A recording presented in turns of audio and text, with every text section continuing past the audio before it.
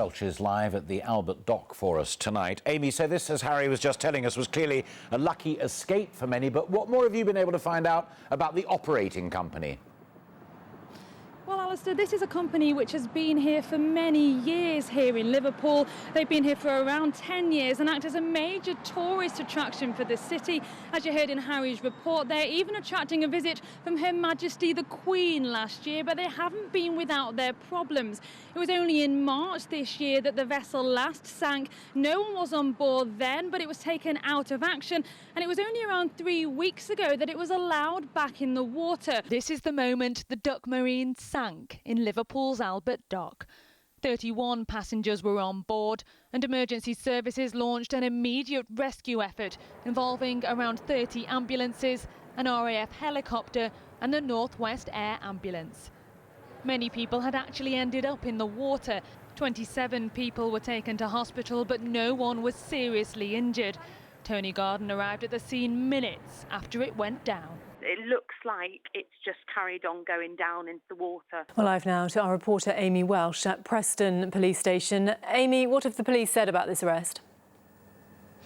Well, we understand that Nigel Evans was arrested sometime this morning at his constituency home in Pendleton. That's a Lancashire village around 18 miles from Preston Police Station, where we are now, and where he's still being questioned. Lancashire Police have released a small statement in which they say a 55-year-old man has been arrested on suspicion of rape and sexual assault.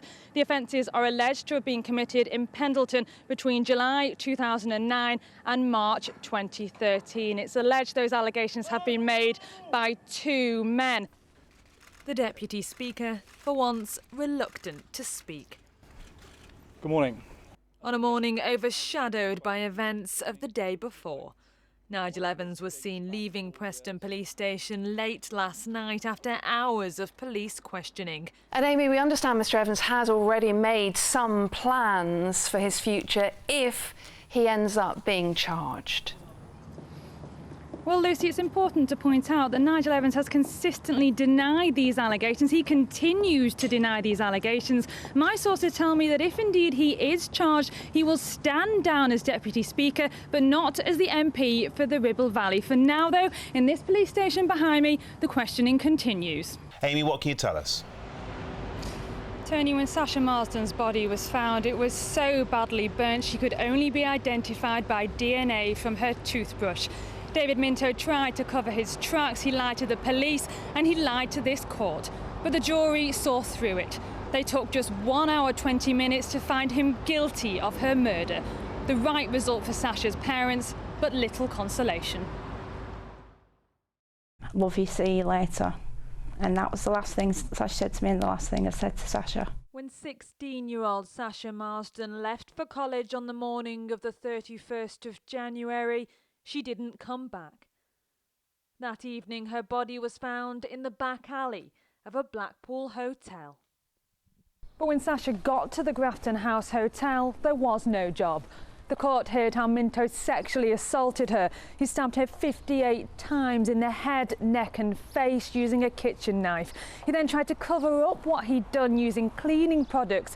But when he ran out of time, he wrapped her lifeless body in a bin liner and a roll of carpet. He then dragged it to the alleyway behind the hotel and set it on fire. It's all a bit of a blur, really, but I found him. And then I thought they could bring him back, but I knew really they couldn't. Joshua Unsworth was only 15 when he took his own life. Like most teenagers, he was always on the internet. You can't prohibit children from going on the internet because they just will.